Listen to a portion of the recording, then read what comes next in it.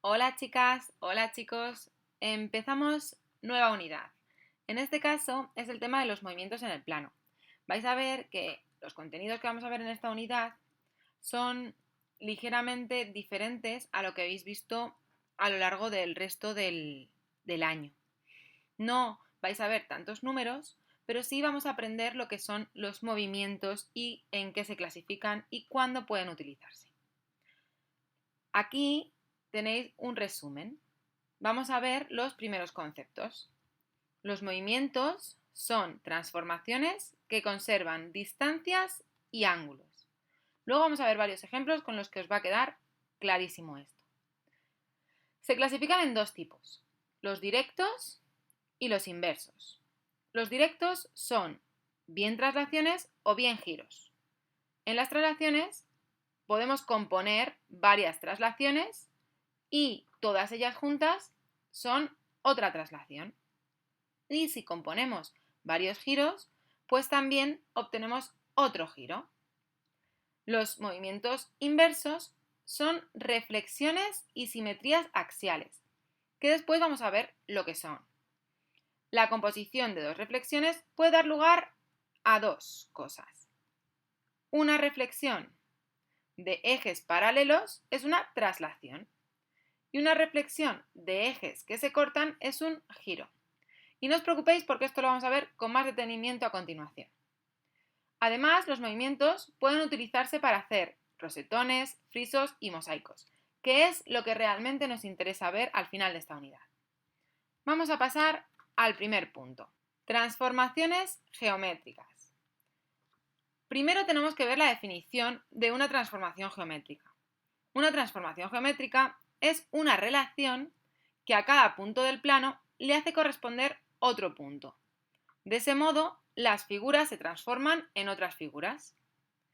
La figura que se le hace corresponder se le llama homóloga. Es decir, fijaos en que aquí tenemos unos barcos. Bien, pues vamos a ver, por ejemplo, en esta primera es una traslación. La traslación, como es una transformación geométrica, a cada punto del barco le va a hacer corresponder otro punto del barco. Y cuando le apliquemos el movimiento, la transformación geométrica, lo que obtenemos es el homólogo. Es decir, el barco 1 sería nuestra figura original y el barco 2 sería nuestra figura homóloga. Fijaos, si le aplicamos el movimiento, el barco avanza hasta su posición homóloga. En el caso de, imaginaos que en lugar de solo una traslación, primero giramos el barco y luego lo movemos. Pues cada punto de la figura original va a tener su homólogo.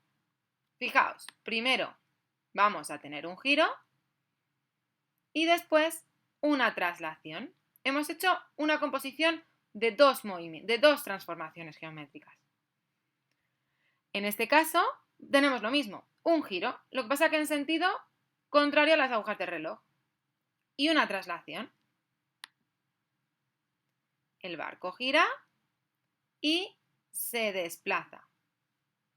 Por último, tenemos, por ejemplo, un giro de 270 grados y una traslación. Así que aplicamos primero el giro y luego lo transformamos lo desplazamos hasta obtener su homólogo. Tenemos más tipos de transformaciones. Por ejemplo, la simetría axial y traslación. ¿Qué significa eso? ¿Qué es una simetría axial? Una simetría axial es como cuando nos colocamos delante de un espejo. Digamos que el eje, que es esta línea azul que veis aquí, el eje es el espejo.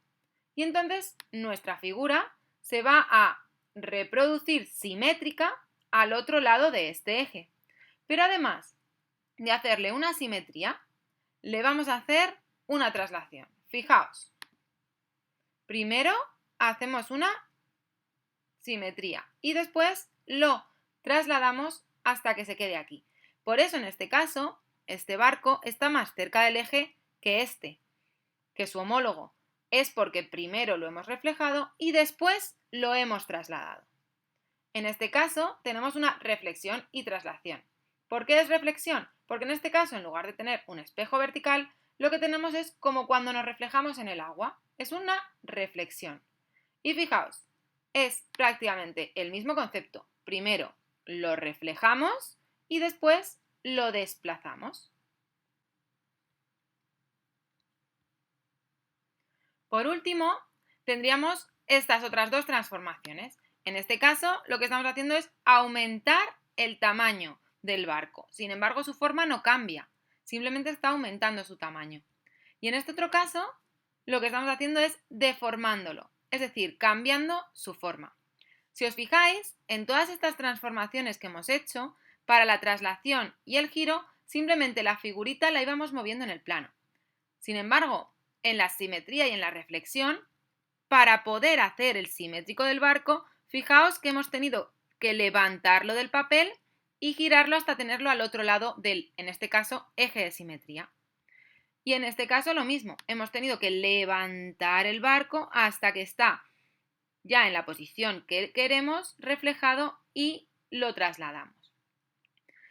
Por eso podemos decir que para estas transformaciones, giro y traslación no necesitamos levantar la figura. Sin embargo, para la simetría axial y la reflexión sí es necesario.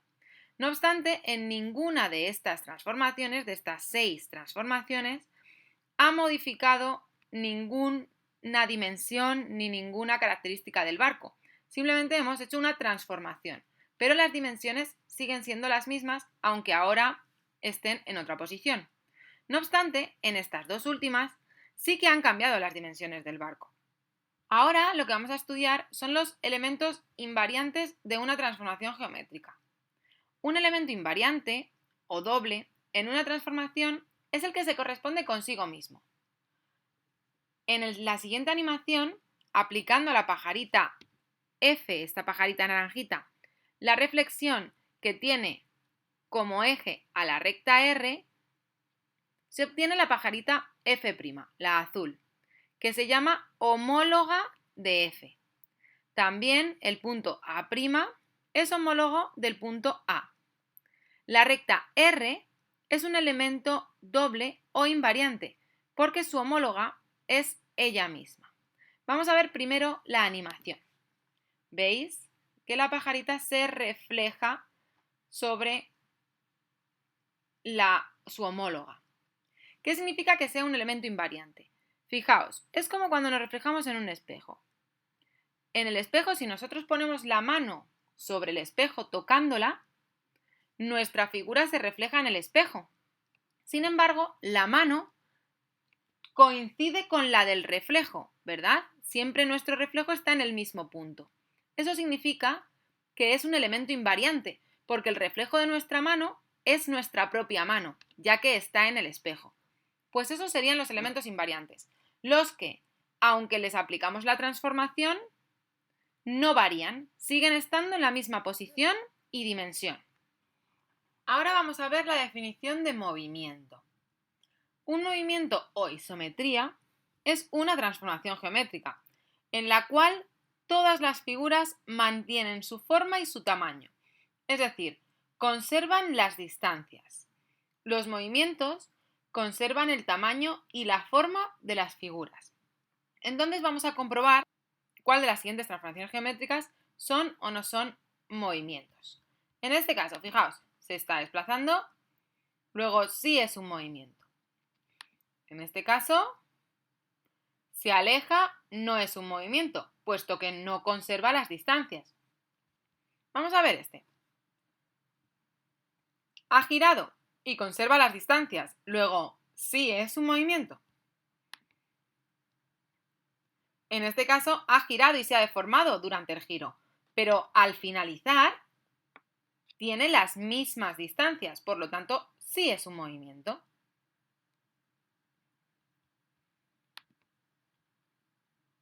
En este caso, como veis, lo hemos achatado.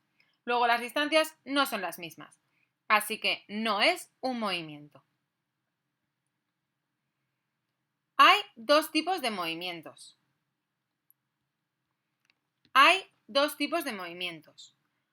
El movimiento directo es si se conserva la orientación de las figuras. Y el movimiento inverso si se invierte el sentido de orientación. En este caso, positivo es antihorario. El sentido antihorario es el sentido positivo y el sentido horario es el sentido negativo. Vamos a experimentar con esa actividad. Vamos a ver si esto es un movimiento de traslación o no y si es directo o inverso.